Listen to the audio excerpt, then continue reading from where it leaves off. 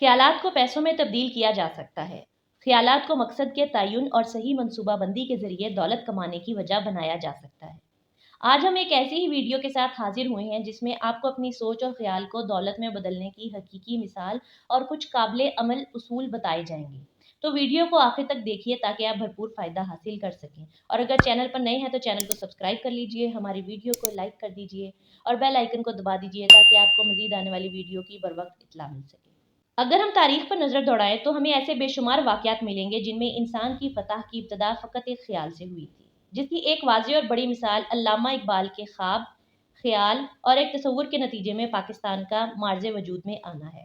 اور یقیناً یہ فقط خواب اور خیال پر مبنی نہیں تھا، بلکہ اس کے ساتھ مضبوط مقصد کا تعین اور درست منصوبہ بندی دونوں شامل تھے۔ ذرا سوچئے، اگر ایک خیال کے نتیجے میں ہم آزاد ملک جیسی نعمت حاصل کر سکتے ہیں تو اسی ایک خیال کو متعین مقصد اور منصوبہ سازی کر کے دولت کمانے کے لیے ہم کیوں نہیں استعمال کر سکتے؟ آج ہم ایک ایسی ہی حقیقی اور سچی کہانی لے کر آئے ہیں جس میں ایک شخص نے اپنے خیال کو دولت کمانے کا ذریعہ بنایا۔ یہ کہانی ہرب کیلر کی کہانی ہے، جو ساؤتھ ویسٹ ایئر لائنز کے بانی ہیں۔ بنیادی طور پر وہ انٹونیو ٹیکسس میں وکیل تھے جب رولن کنگ نامی ایک شخص نے ان کے ساتھ مل کر نئی ایئر لائنز کھولنے کے خیال کا اظہار کیا۔ رولن کنگ ایک انویسٹمنٹ ایڈوائزر تھا جو سائیڈ بزنس کے طور پر ایک غیر منافع بخش ایئر لائنز کا مالک تھا۔ اس کی ایئر لائنز کی سروس ٹیکساس کے چھوٹے شہروں تک محدود تھی۔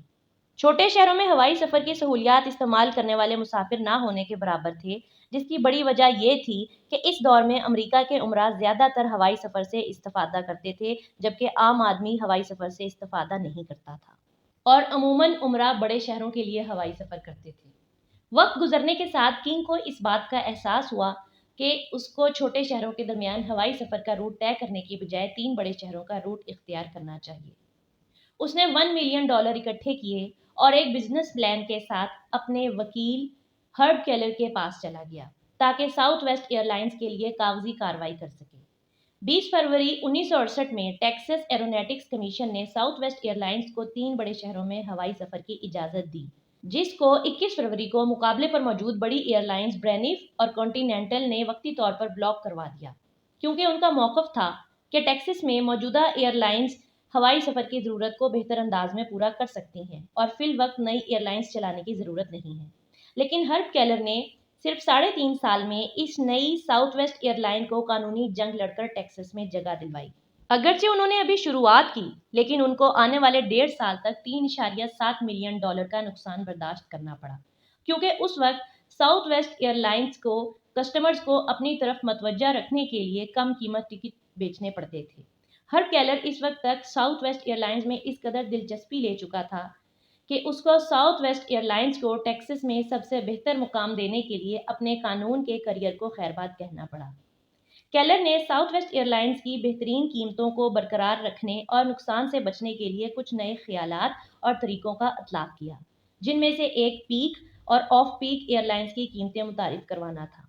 کچھ مخصوص گھنٹوں میں ایئر لائنز کی قیمتیں زیادہ جبکہ کچھ گھنٹوں میں کم ہوتیں، جس کے باعث کسٹمرز کی توجہ ساؤتھ ویسٹ ایئر لائنز کی طرف مبذول کروانا آسان ہو گیا تھا۔ اس کے علاوہ کیلر نے اپنے ایک اور خیال اور مشورے کا اطلاق کیا جس کے باعث ساؤتھ ویسٹ کو بہت فائدہ ہوا۔ کیلر نے 10 منٹ ٹرن اراؤنڈ کا مشورہ دیا، جس کے مطابق ایک جہاز جب لینڈ کرتا تو اگلے 10 منٹ تک سوار مسافروں کو اتارنے اور جہاز کی مینٹیننس چیک کرنے کے ساتھ ساتھ نئے مسافروں کو پرواز کے لیے لے کر جانا شامل تھا۔ مسافروں کی ان لوڈنگ، مینٹیننس کی چیکنگ اور مسافروں کی ری لوڈنگ کے ساتھ ساتھ ایئرپورٹ کو 10 منٹ میں چھوڑنا لازمی تھا۔ عموماً یہ کام دوسری ایئر لائنز 45 منٹ میں کرتی تھیں، جبکہ ساؤتھ ویسٹ ایئر لائنز 10 منٹ میں یہ کام کرتی تھیں، اور اسی وجہ سے کسٹمرز اس ایئر لائن کی طرف زیادہ متوجہ ہونے لگے۔ بجٹ کم ہونے کی وجہ سے ساؤتھ ویسٹ ایئر لائنز اپنی تشہیر کے لیے تشہیری ذرائع استعمال نہیں کر سکتے تھے، اور اسی وجہ سے کیلر نے ایک نیا طریقہ متعارف کروایا۔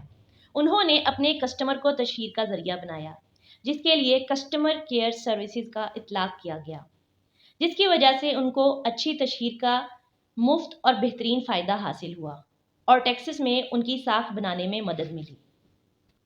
1978 میں ساؤتھ ویسٹ ایئر لائنز ملک کی سب سے زیادہ منافع بخش ایئر لائنز بن گئی، جب سن 2000 کے اوائل میں بہت سی ایئر لائنز کا دیوالیہ نکلا تو ساؤتھ ویسٹ وہ واحد ایئر لائن تھی جو منافع میں تھی اور اپنا مقام برقرار رکھ سکی تھی۔ ساؤتھ ویسٹ ایئر لائنز کی ترقی میں ہرب کیلر کے خیال، نظریے اور چند اصولوں کا بہت بڑا ہاتھ ہے اور ان کے مطابق ہر ترقی اور دولت کے خواہاں فرد کو ان پر عمل کرنا چاہیے۔ اصول نمبر 1، اپنے نظریے یا خیال پر ڈٹے رہنا۔ کیونکہ جب بڑی ایئر لائنز ساؤتھ ویسٹ کے مقابلے پر تھیں اور تشہیر اور کسٹمر کی دلچسپی کے لیے نت نئے زیادہ بجٹ والے طریقے متعارف کرواتی رہیں تو ساؤتھ ویسٹ کسٹمر کیئر اور فوری روانگی کے سادہ اصولوں پر مستقل عمل کرتے ہوئے اپنے نظریے پر ڈٹی رہی اور اپنا مقام بنایا۔ Number 2، customer care services. اعلیٰ اور ترقی یافتہ کاروبار کے لیے ضروری ہے کہ ان لوگوں کی خواہش اور ضرورت کا خیال رکھا جائے جن کی وجہ سے آپ کا کاروبار چلتا ہے، یعنی کہ آپ کے کسٹمرز۔ نمبر 3، ترقی کے سفر میں آنے والی رکاوٹوں کا مثبت انداز سے مقابلہ کرنا۔ نمبر 4، نئے موقعوں کو خوش آمدید کہنا اور جب نئے موقع آئیں تو ان کے لیے مثبت اقدامات کرنا۔